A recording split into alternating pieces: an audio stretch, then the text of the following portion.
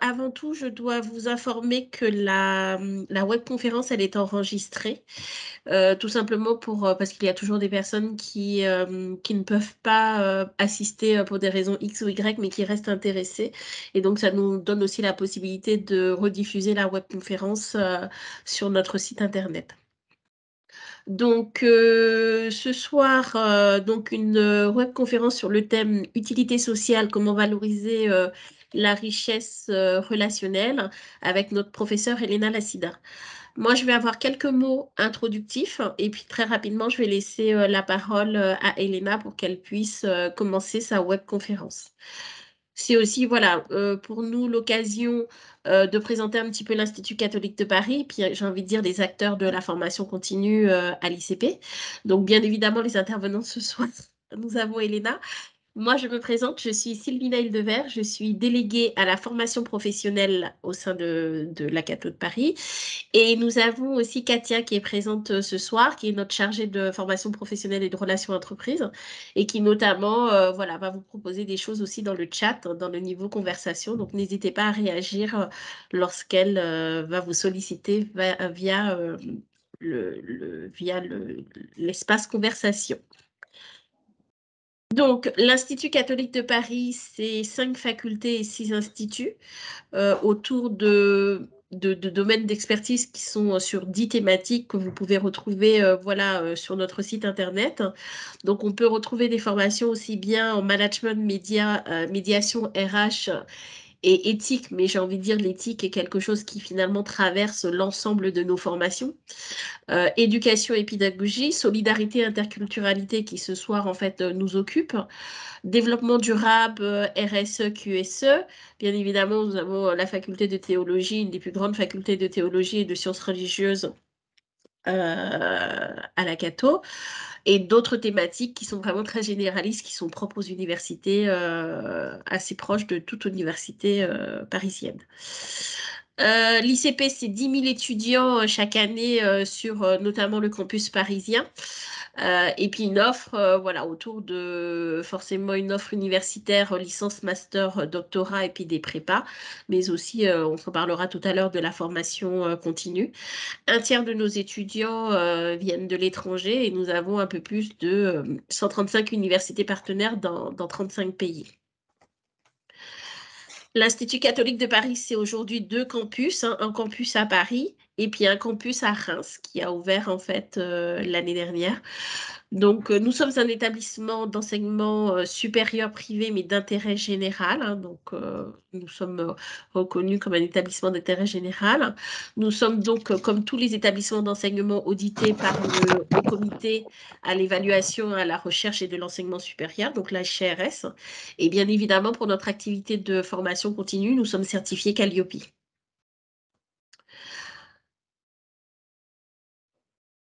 Pour tout ce qui concerne un peu la formation professionnelle à proprement parler, c'est plus de 2500 stagiaires de la formation professionnelle par an qui viennent sur notre campus. Nous avons des filières en apprentissage. Nous avons un peu plus notamment sur nos masters, il y a 30% des personnes qui sont en reprise d'études. Nous sommes aussi organisme certificateur puisque nous avons 4 titres RNCP et 3 certifications inscrites au registre spécifique. Et d'ailleurs, ce soir, Elena est l'une des responsables d'une de nos certifications qui s'appelle en expert en économie solidaire et logique de marché. Nous avons plus de 30 diplômes universitaires sur l'ensemble des thématiques que je vous ai citées tout à l'heure qui sont compatibles avec une activité professionnelle. Et nous proposons aussi un certain nombre de formations professionnelles courtes ou des formations à chaque fois sur mesure à la demande des entreprises et des organisations. Et puis nous avons aussi des chaires de recherche. Nous avons une chaire ICP et ESSEC qui est entreprise et biens communs, qui est vraiment autour d'une recherche pluridisciplinaire autour de la notion du bien commun. D'ailleurs, Elena aussi fait partie voilà, de cette chaire autour du bien commun. Et la chaire numérique citoyenneté, qui est vraiment tous les questionnements autour du développement du numérique aujourd'hui et comment on conserve finalement, comment toutes ces évolutions techniques, technologiques, on n'oublie pas l'homme dans tout ça. Donc, voilà ce que je voulais vous dire. Et puis surtout, bah, la formation professionnelle à l'ICP, forcément, ça a des caractéristiques un peu particulières puisqu'on est dans un établissement d'enseignement supérieur. Donc, ça donne vraiment des caractéristiques de nos formations. Nous avons aussi, c'est vrai que notre ADN, c'est vraiment de favoriser l'accès au savoir des chercheurs, des universitaires, voilà, pour éclairer les acteurs économiques, mais aussi pour les aider à mieux appréhender en fait les grands enjeux du monde contemporain. Et bien évidemment, pour tout ça, on s'appuie sur bah, un réseau de forcément notre réseau de bibliothèques, nos enseignants, nos chercheurs. Nous avons 640 enseignants et chercheurs et plus de 50% sont issus du monde professionnel. Et voilà, et nous sommes, voilà, nous avons à la Cato tout ce qu'il faut pour accueillir, proposer des formations, que ce soit en distanciel ou en hybride. Et c'est vrai que une de nos caractéristiques, c'est vraiment d'allier l'académique et le professionnel, c'est-à-dire toujours comme on associe la théorie et la pratique, en fait. Euh, Ça traverse en fait toutes nos formations. Voilà ce que je voulais vous dire en propos introductif sur l'Institut catholique de Paris. Donc, je vais laisser la parole à Elena le temps que je quitte la présentation et qu'elle puisse mettre la sienne. Et donc, le thème qui nous occupe ce soir, donc l'utilité sociale, comment valoriser la richesse relationnelle. Alors, je quitte. Merci. J'arrête la présentation. Je vous passe la parole, Elena. Merci, Sylvina. Merci à vous.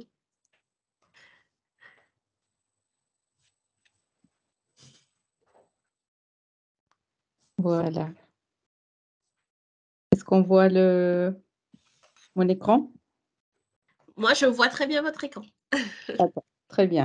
Excusez-moi, Elena, vous Oui, m'entendez? oui, Est-ce que je peux me permettre de lancer un petit sondage juste avant le démarrage de votre présentation? bien sûr. Alors, j'en ai pas pour longtemps. Je note les questions. Hop. En fait, nous souhaiterions savoir de quelle manière vous avez eu de l'information de cette conférence. C'est important pour nous pour que l'on puisse savoir qui vous êtes et puis de quelle manière on peut communiquer avec des personnes intéressées par ces sujets-là. Donc, je suis en train de préparer le petit questionnaire qui va arriver assez rapidement. Hop.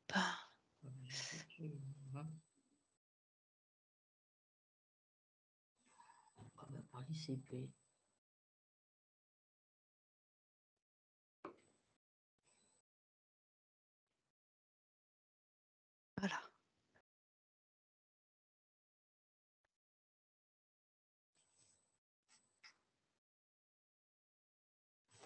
Je lance. Non, d'accord.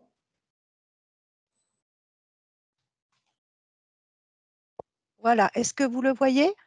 Non. Enfin, moi, je le vois, il est sur l'écran. Envoyé.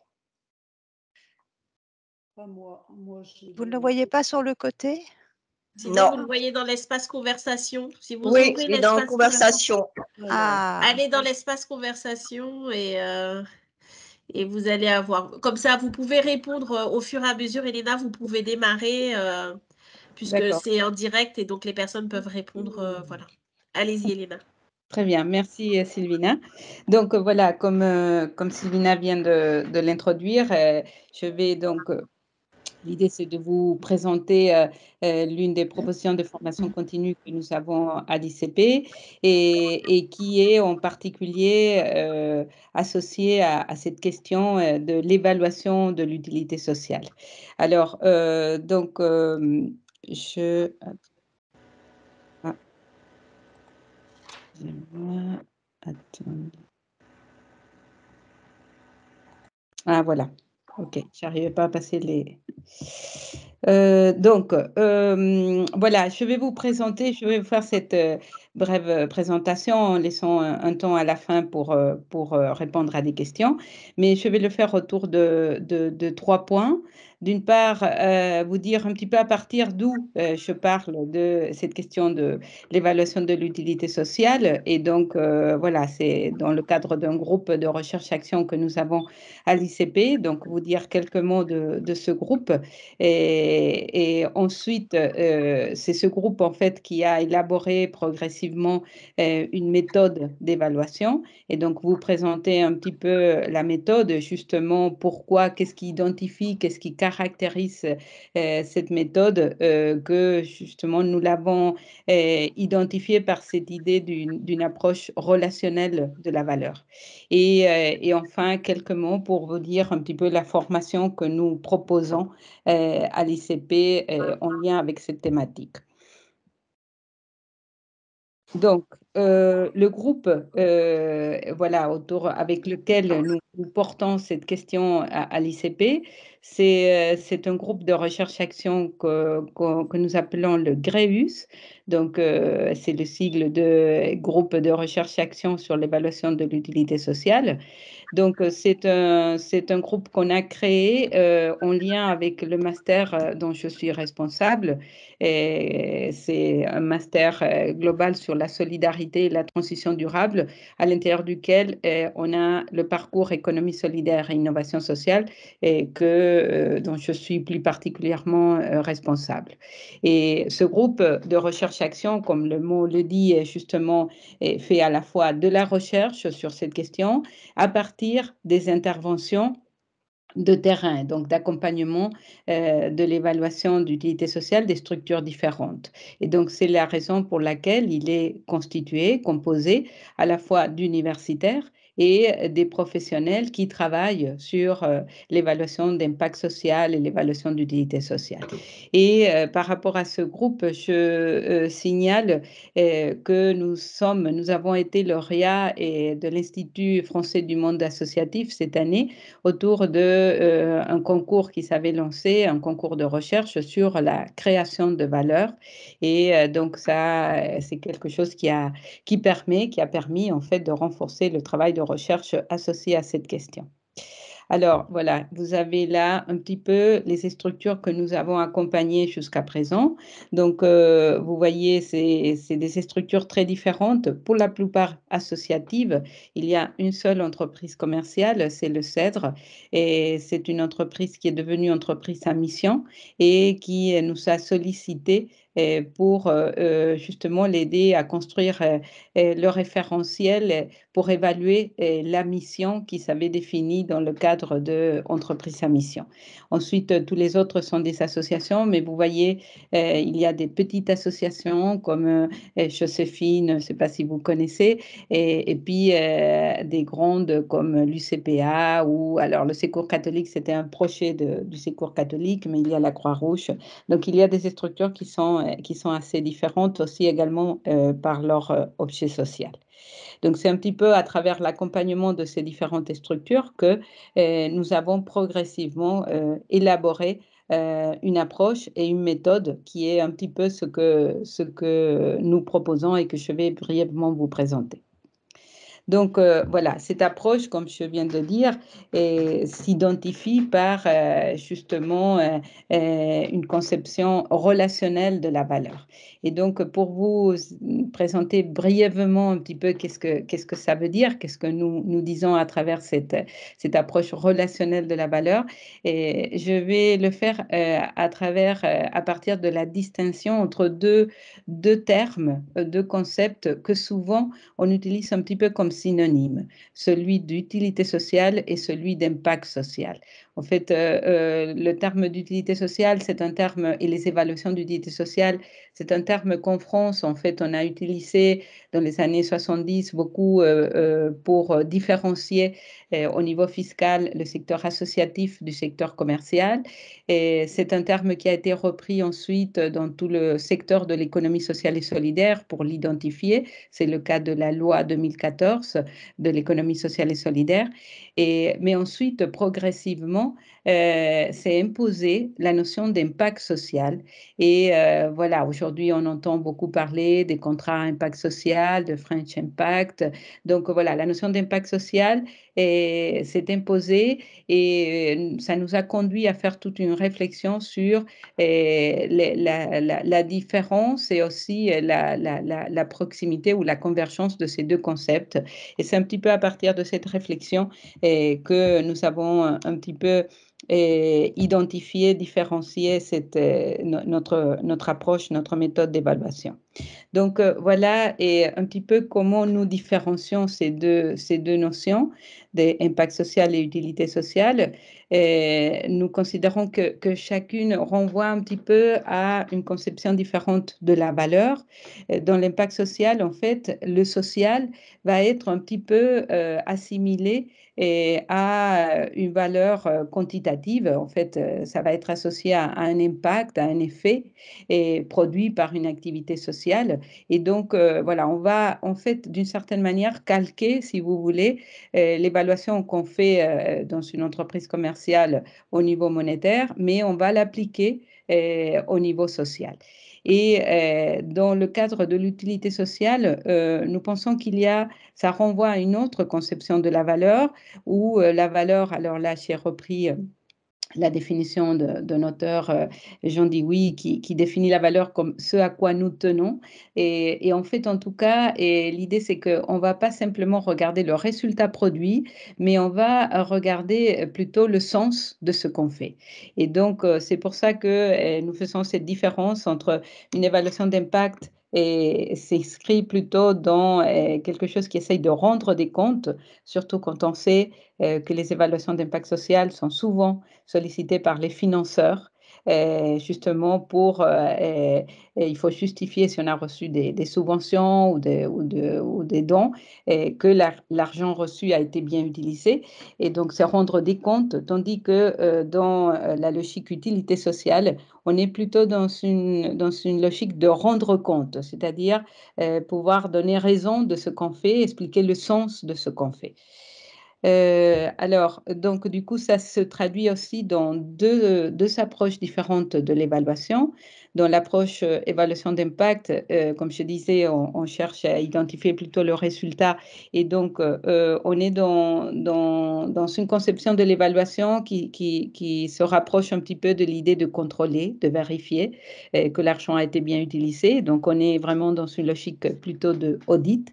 Et tandis que dans l'évaluation d'impact, d'utilité sociale, pardon, on est plutôt dans une logique que nous qualifions un petit peu de reconnaissance, c'est-à-dire on va regarder pas seulement le résultat final, mais tout le processus. Et on va regarder les pratiques, on va regarder la manière de faire et on va voir pas seulement si l'objectif prévu a été atteint, mais si on a vu émerger en faisant et en travaillant ensemble quelque chose de nouveau. Donc, on est dans une logique plus d'apprentissage collectif que d'audit.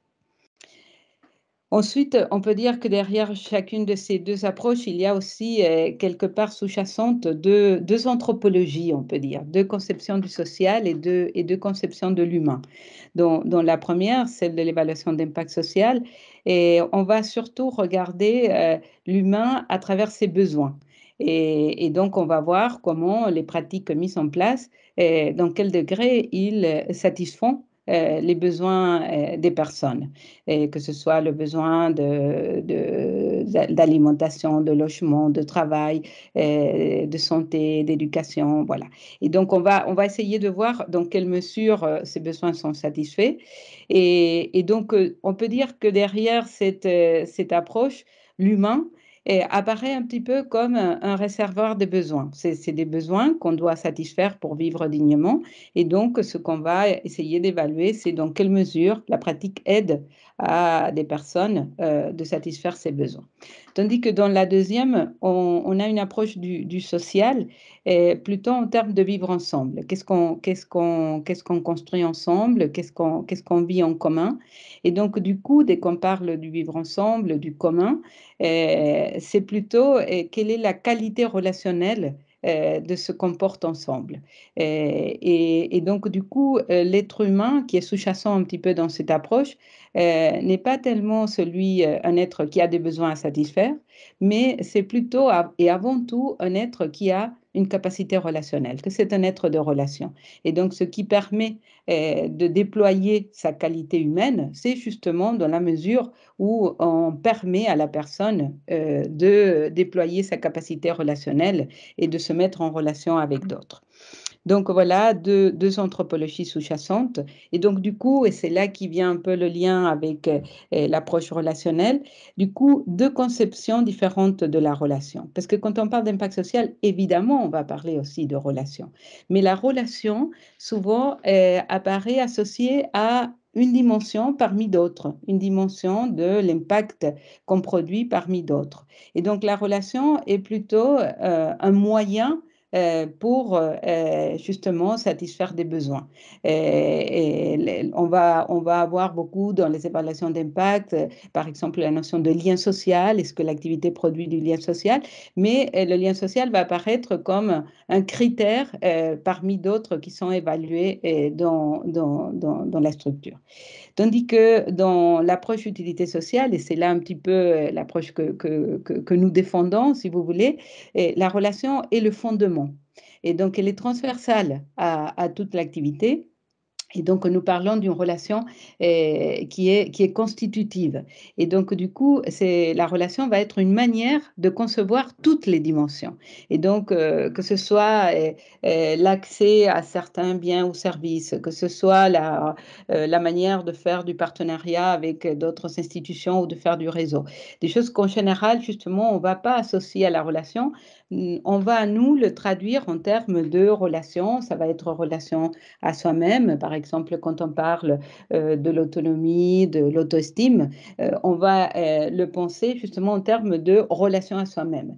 Relation à autrui, c'est toutes les relations interindividuelles ou collectives. Relation évidemment à la nature. Dans la nature, c'est pas uniquement le respect de l'environnement, mais la nature, c'est quel type de relation on va établir avec tous les êtres vivants, ou relation aux institutions, quand on va parler de la dimension plus politique ou institutionnelle. Voilà, donc du coup, deux approches différentes de la relation. Et donc, on peut dire qu'on vise avec ces deux approches deux types de légitimité différentes. Dans la première, on est dans une légitimité qu'on peut qualifier de gestionnaire. Donc, ce qu'on va essayer d'évaluer, c'est l'efficacité, l'efficience, la pertinence de l'action réalisée. Et donc, tandis que dans la deuxième, nous parlons plutôt d'une légitimité politique dans le sens de gestion du vivre ensemble. Et donc, ce qu'on va essayer d'évaluer, c'est de quelle manière la pratique ou la structure contribue au bien commun. Et donc, voilà, dans la première, nous sommes plutôt dans un agir qu'on va qualifier d'instrumental, c'est-à-dire on a un projet, une pratique, et on voit quel est l'effet que ça produit sur une population cible. Donc, on est dans une logique instrumentale.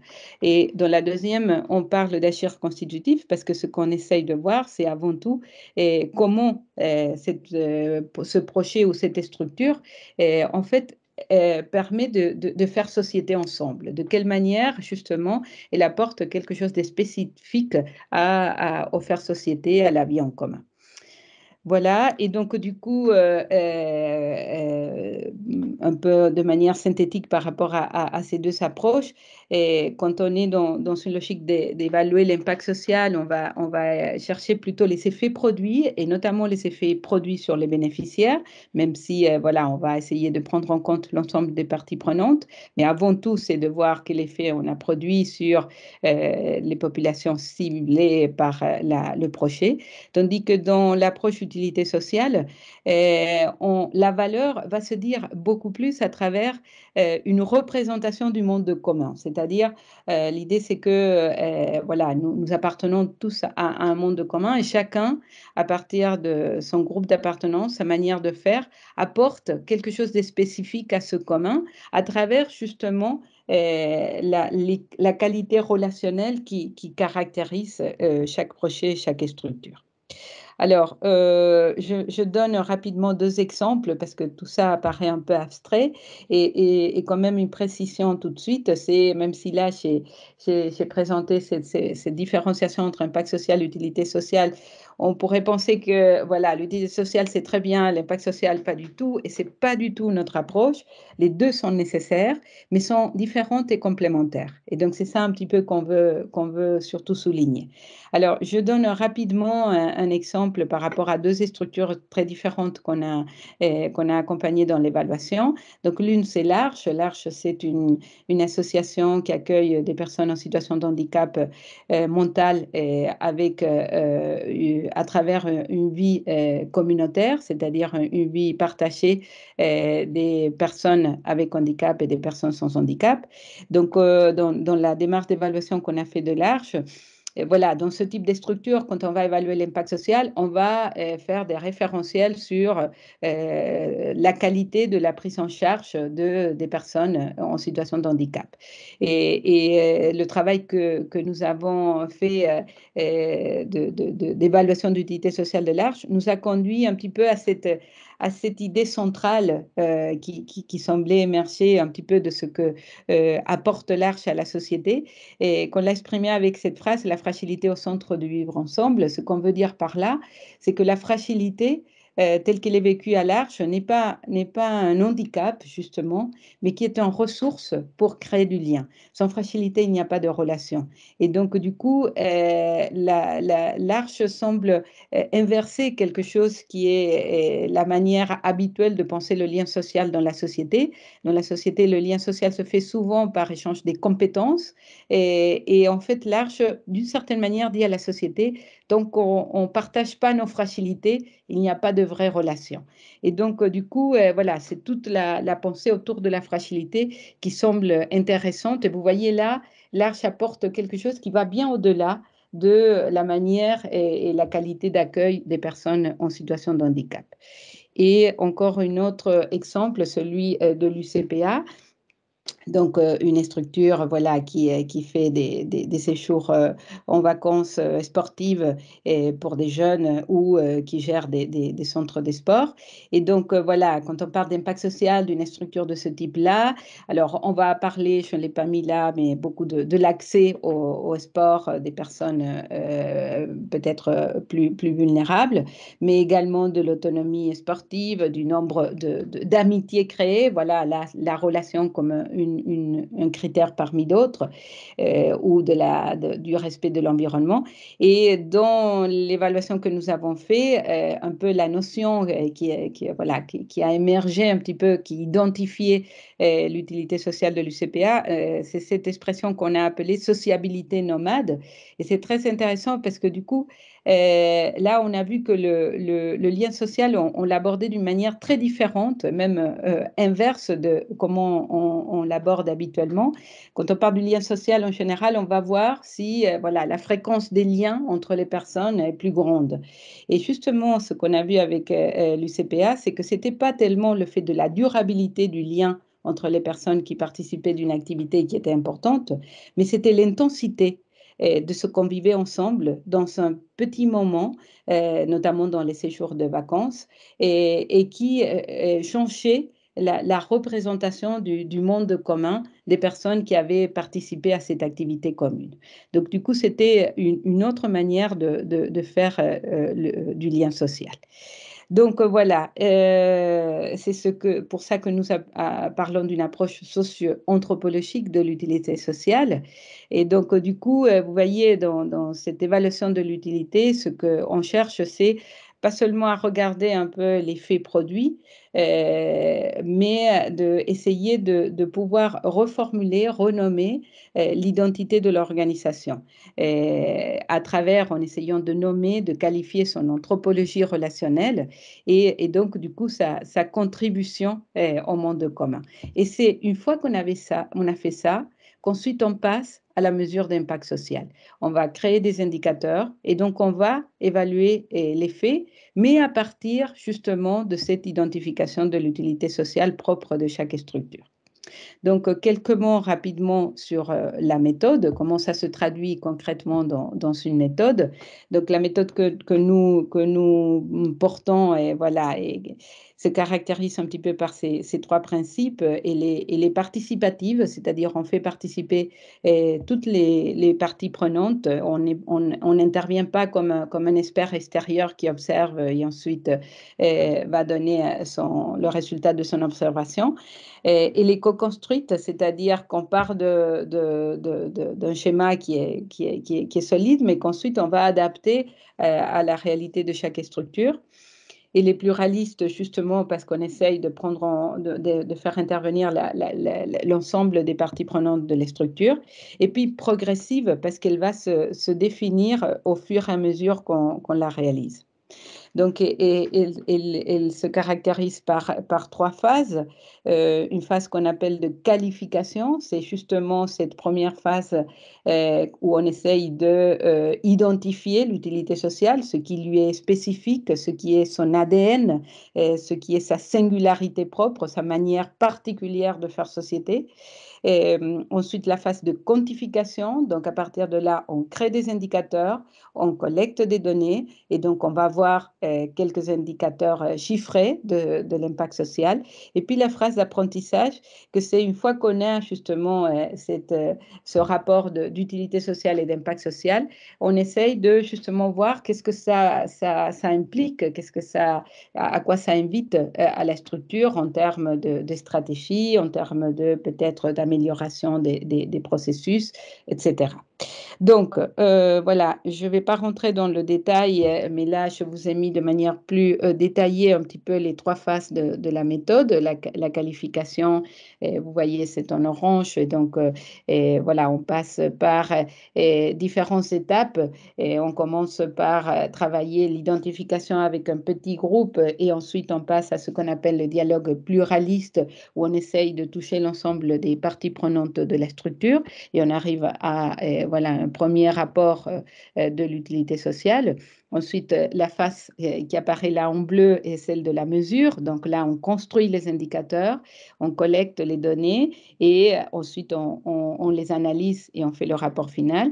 Et la phase d'apprentissage où justement l'idée c'est, là il y a toute la phase de restitution des résultats, mais également d'appropriation. On a vu souvent que voilà, les rapports d'utilité ou d'impact, c'est la direction qui les reçoit, mais souvent c'est difficile que ce soit approprié par l'ensemble de la structure. Donc, on accompagne aussi cette appropriation et puis voir qu'est-ce que ça implique en termes des modèles stratégiques de la structure.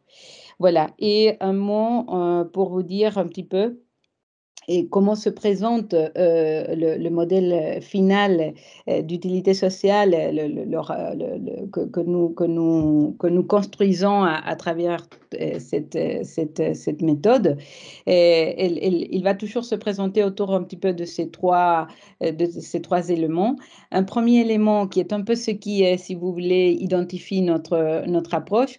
Un premier élément que nous appelons la valeur centrale, c'est-à-dire nous allons essayer à chaque fois, au bout de toute cette démarche, notamment au bout de la première phase, de pouvoir nommer quel est un petit peu l'apport spécifique de chaque structure au vivre ensemble. Donc, c'est un petit peu les exemples que je donnais tout à l'heure pour l'Arche ou le CPA. C'est un peu ces expressions qui essaye un petit peu de dire de manière ramassée, mais aussi d'une manière très différente à celle qui est définie dans les rapports sociaux ou le projet associatif de la structure, mais qui dit un petit peu justement au moment d'aujourd'hui, au moment où on fait l'évaluation, de quelle manière spécifique voilà, la structure apporte quelque chose de singulier à la société. Et donc, ça se décline dans des pratiques, c'est-à-dire des manières de faire particulières, et ces pratiques produisent des impacts et des effets, des impacts qui sont ceux qui vont être mesurés, évalués à travers les indicateurs. Et donc, du coup, cette valeur centrale est un peu justement, on peut dire un peu ça dit cette vision partagée des membres d'une structure sur ce que c'est le monde commun. Voilà, et donc, je passe à mon dernier point, que c'est un petit peu comment, à partir de tout ce travail, qu'on a fait et qu'on continue à faire, on a pensé, que c'était intéressant de pouvoir, proposer un certificat, une formation, qui est associée, au master donc, et se fait avec les étudiants, du master, qui suivent l'intégralité du master. Mais, ce module peut être suivi de manière, indépendante par, notamment les personnes ou professionnels qui veulent se former en particulier sur cet aspect d'évaluation d'utilité sociale et mesures d'impact social. Et donc, du coup, l'idée, c'est un petit peu de découvrir et de voir un petit peu les démarches d'une évaluation à travers beaucoup des pratiques, des mises en situation, d'études de cas, et voilà, et surtout avec cette approche spécifique de notre groupe du GREUS. Donc, la proposition qu'on fait est sur 5 journées. Il y a une première journée où on va faire, c'est une journée d'introduction aux enjeux de l'évaluation, et on présente aussi un peu la diversité des méthodes d'évaluation pour mieux situer notre méthode à l'intérieur un petit peu des différentes méthodes qui sont aujourd'hui proposées. Ensuite, il y a un peu le corps de la formation, que c'est 3 journées de suite où voilà, on met en pratique une démarche en passant par toutes les phases, évidemment de manière, on peut dire virtuelle, ou, parce qu'on ne va pas sur le terrain, mais on fait un petit peu le passage par toutes les phases pour voir qu'est-ce que ça donne, un peu une démarche globale. Et puis une dernière journée où on va voir un peu des études des cas, et puis qu'est-ce qui est un peu la spécificité particulière de notre approche. Et en sachant que la formation est associée aussi à un temps d'accompagnement personnel de chaque professionnel qui veut mettre en place une démarche d'évaluation dans son structure, et que l'idée, c'est qu'à la fin de la structure, il puisse construire en fait un projet d'évaluation pour son structure, pour sa structure, et éventuellement voir si voilà, il faut encore l'accompagner, voir quel type d'accompagnement il aurait besoin pour la suite. Donc voilà, et pour la rentrée prochaine, en fait, les 5 journées sont les dates qui apparaissent sur l'écran. Donc, il y a une première journée début novembre, le 7, puis 3 journées de suite, 21, 22, 23, et puis une journée en janvier. Et voilà, là, vous avez un petit peu la proposition, mais on peut vous l'envoyer, vous la trouvez sur le site aussi. C'est un total de 35 heures, et, plus le temps d'accompagnement, et puis voilà, un coût de 1 500 €. Donc voilà, et très rapidement un petit peu, et la présentation, et voilà, j'enlève le partage. Oui, merci beaucoup, Elena. Bah, écoutez, c'est là on prend un petit temps de questions-réponses. Soit vous pouvez utiliser le chat, sinon je vais vous autoriser, parce que j'avais coupé les micros tout à l'heure. Donc là, je vais de nouveau autoriser les micros. Donc n'hésitez pas à prendre voilà, la parole, ou sinon à nous mettre une petite question dans l'espace conversation. Donc là, vous avez un premier Alors, commentaire, Elena, allez-y. Ah, ou Katia. oui, nous avons une première question, Elena. Donc, merci pour cette approche très intéressante. Afin d'assurer la pérennisation, ne faut-il pas l'inscrire dans les processus de management, élaboration de la stratégie, des objectifs et de l'évolution des carrières? Oui, alors en effet, c'est un peu ce que nous envisageons, justement avec un peu la dernière, phase, c'est que nous appelons apprentissage. C'est justement voir qu'est-ce que ça implique en termes des stratégies. C'est pour ça que, et il nous semble que cette approche par l'utilité sociale plutôt que par l'impact permet justement de revisiter un petit peu la stratégie de ces structures, les projets voilà, d'évolution de carrière à l'intérieur de la structure. Donc, évidemment, c'est quelque chose qui nous semble une ressource pour les structures, pour pouvoir revisiter et redéfinir la stratégie et l'évolution des carrières à l'intérieur. Alors ensuite, merci Elena, nous avons une autre question. Donc, est-ce que cette approche peut s'appliquer à un projet? Ah oui, bien sûr. Elle peut s'appliquer à un projet et il peut s'appliquer à une structure. Par exemple, pour le Secours catholique, on l'a fait pour un projet. Vous savez, le Secours catholique est énorme. On l'a fait pour un des projets du Secours catholique qui était l'accueil vacances pour des enfants, des personnes en situation de pauvreté. Donc, on l'a fait pour un projet. Donc, évidemment, on peut le faire à échelle d'un projet ou on peut le faire à échelle d'une structure, ou on peut le faire aussi à échelle d'un réseau. C'est-à-dire un ensemble des structures voilà, qui partagent quelque chose en commun par rapport à une appartenance à un réseau. Donc, elle peut se définir à différentes échelles. Merci. Donc, quelqu'un nous a demandé de redéfinir les dates. Donc, je pense que vous devez les voir normalement dans la conversation. C'est le 7 novembre, le 21, 22, 23 novembre et Voilà, et le 19 janvier. Voilà. Voilà. Est-ce que vous avez d'autres questions éventuellement?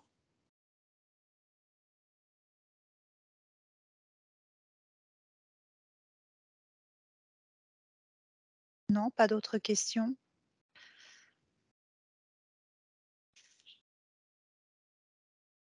Est-ce que vous auriez, pardon, envie de rajouter quelque chose, Elena, éventuellement? Alors, peut-être parce que je connais pas très bien quel est le public présent, mais vous dire, je l'ai un petit peu évoqué au début, et qu'aujourd'hui, voilà, nous avons développé cette pratique notamment pour le secteur de l'économie sociale et solidaire et donc pour le milieu associatif, mais que voilà, nous pensons, et l'expérience qu'on a fait au CEDRE nous a confirmé dans cette intuition que c'est une méthode qui se prête très bien, notamment au niveau commercial et notamment pour les entreprises à mission. Les entreprises à mission, justement, s'identifie par le fait de ne pas uniquement d'avoir une rentabilité financière, mais par le fait de pouvoir avoir une mission commune.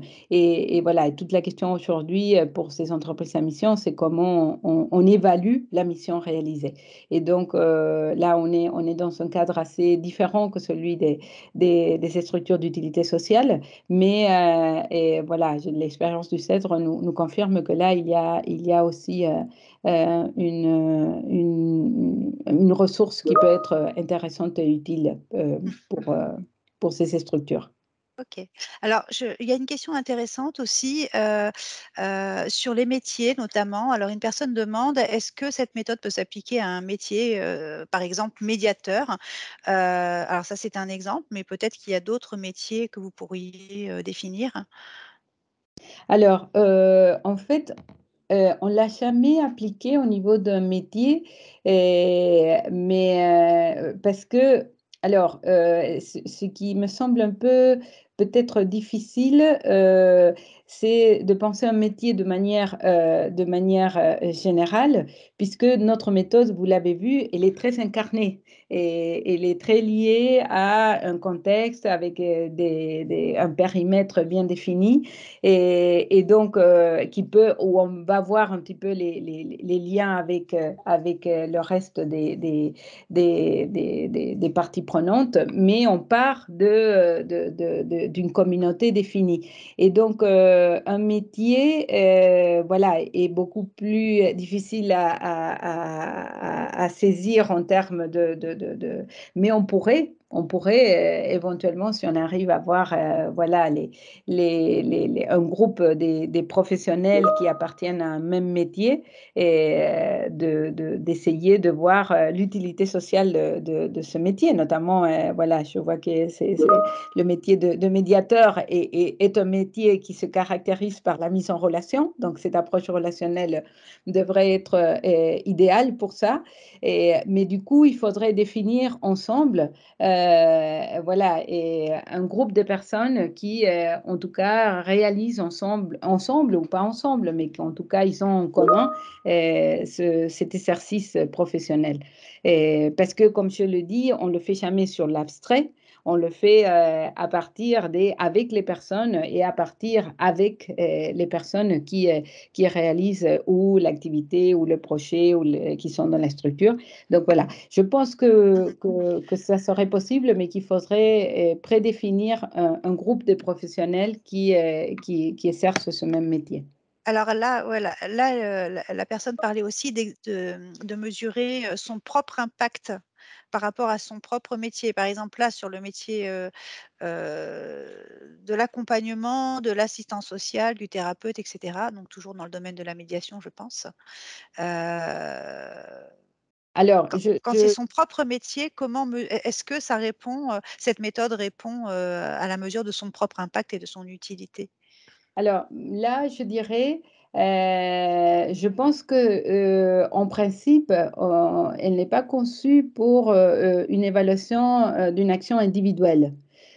Si l'idée c'est d'évaluer voilà, l'impact de l'action d'une personne, je pense que là, il faudrait voir la personne à travers son milieu d'action. Et donc là, à mon avis, ça serait tout à fait pertinent. Et du coup, vous avez vu, on a pas mal de structures dans le médico-social où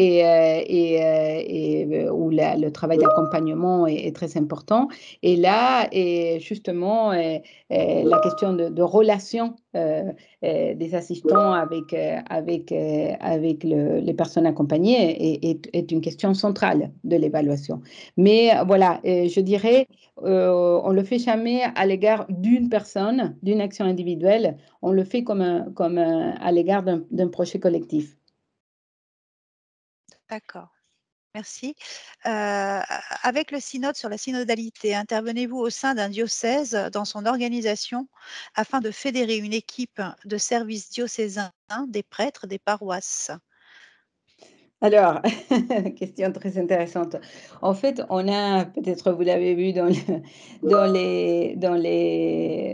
les structures qu'on a accompagnées, il y a beaucoup de structures confessionnelles où justement la dimension, voilà, la référence spirituelle ou religieuse était une référence centrale de l'identité de ces structures.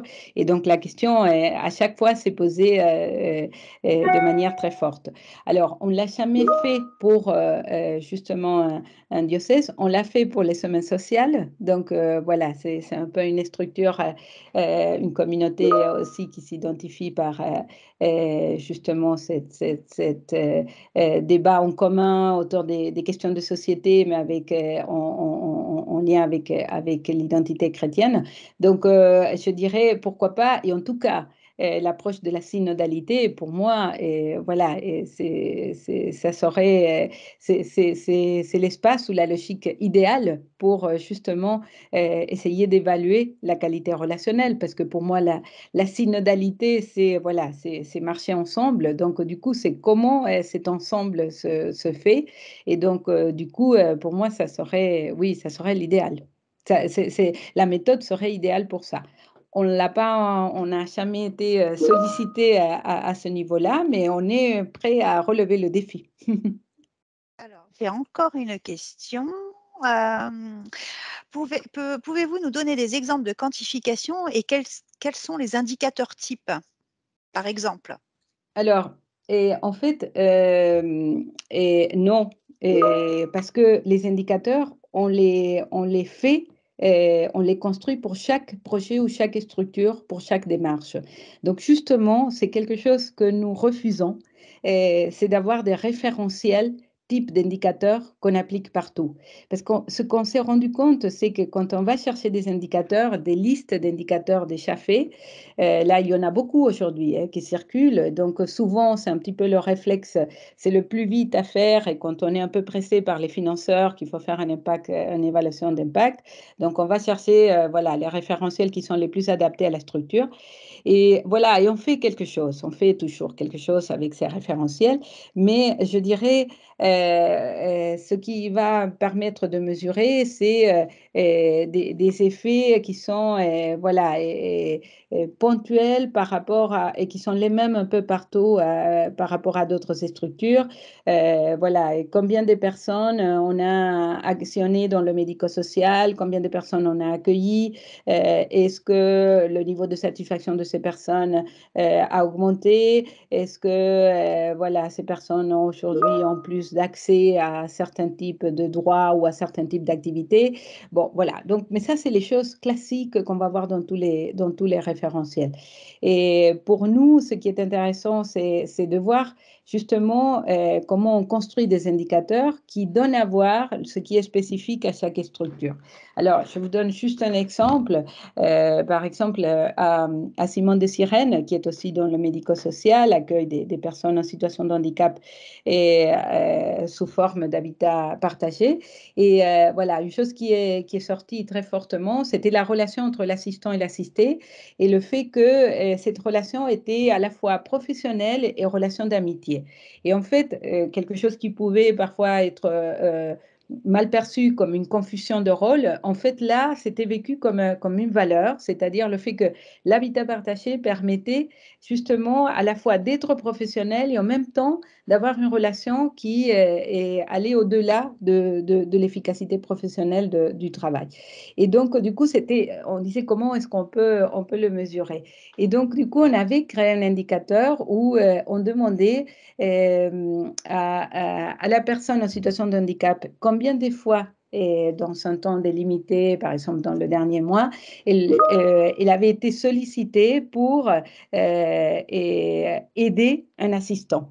Et c'est incroyable parce que le pourcentage des réponses a été très élevé.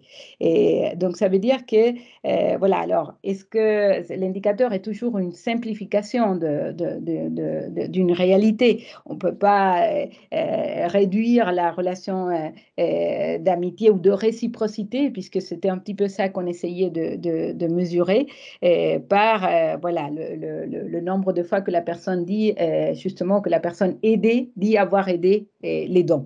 Mais voilà, si vous voulez, mais c'est très intéressant de dire il y avait plus de 90% des personnes aidées qui disaient dans la dernière semaine ou je ne sais pas, le dernier mois, ils disent, voilà, on a aidé plus que je ne sais pas combien de fois l'assistant. Et donc, voilà, c'est juste un exemple très simple d'indicateur qui sert uniquement pour cette structure, pour donner à voir ce qui est spécifique et original de la structure. Donc, c'est pour ça que je ne donne pas des indicateurs parce qu'il voilà, il y a beaucoup d'indicateurs aujourd'hui, mais les indicateurs d'impact, malheureusement, et comme je disais, vont souvent se traduire en termes de voilà, et mesurer le degré de satisfaction de besoins par rapport à voilà, si on est dans le service social, voilà, combien de personnes ont pu bénéficier du service rendu, que ce soit dans le logement, que ce soit dans l'alimentation, que ce soit dans la santé. Voilà. Et il reste très souvent lié à l'accès aux biens, l'accès aux services. Et c'est comment on donne à voir quelque chose qui dit un petit peu le spécifique dans la manière de faire de chaque structure. C'est ce qui fait un peu l'originalité aussi de cette méthode et surtout qui en donne un gage de qualité vu que c'est totalement personnalisé et adapté à la structure. Alors je me suis permis de lancer un dernier petit sondage, puisque nous n'avons plus de questions, pour savoir si vous avez été, satisfait de cette conférence, bah, si elle a répondu à vos attentes d'une part, si ça correspondait bien, par rapport à la communication que nous avons faite en amont surtout, si elle correspondait bien à vos attentes. Et puis surtout n'hésitez pas, à revenir vers nous, vers Elena, vers Sylvina ou vers moi-même si vous avez des questions, si vous souhaitez, mettre des choses en place, organiser, des rendez-vous ultérieurs. Voilà. Merci beaucoup Elena. Merci à vous. Et puis, j'insiste sur ce que Merci vous Sylvina. disiez, et voilà, et n'hésitez pas à nous solliciter. Et par rapport au Graus, il y a un site aussi internet, Graus Lab, voilà, qui présente de manière plus détaillée notre approche. .fr? Oui. Hop. Bah, écoutez, donc merci à tous de votre participation. Voilà, le certificat, les inscriptions sont lancées, donc n'hésitez pas, voilà, à revenir vers nous si vous voulez tout complément d'information. Comme également, peut-être Léla ne l'a pas dit, mais cette formation est éligible au compte personnel de formation. Donc ça donne aussi une reconnaissance de nos formations, c'est-à-dire que ce sont aussi des certifications professionnelles qui ont été reconnues, voilà, par France Compétences. Donc, ça peut aussi faciliter sur le suivi de cette formation. Voilà, donc le démarrage de la formation, elle est en novembre. Donc, vous avez là, on démarre les inscriptions. Et donc, voilà, forcément, les places sont un peu limitées puisque c'est un groupe qui est aussi en même temps que le master. Donc, voilà, n'hésitez pas à vous rapprocher de nous, voilà, pour toute inscription et on reste à votre disposition pour tout complément d'information. Merci à toutes les personnes qui ont assisté à la Nous avons conférence. Merci beaucoup, Elena. Et Merci à vous. puis, bonne soirée à vous tous et puis à très bientôt. Au revoir. bonne soirée à tous. Merci beaucoup. Au revoir.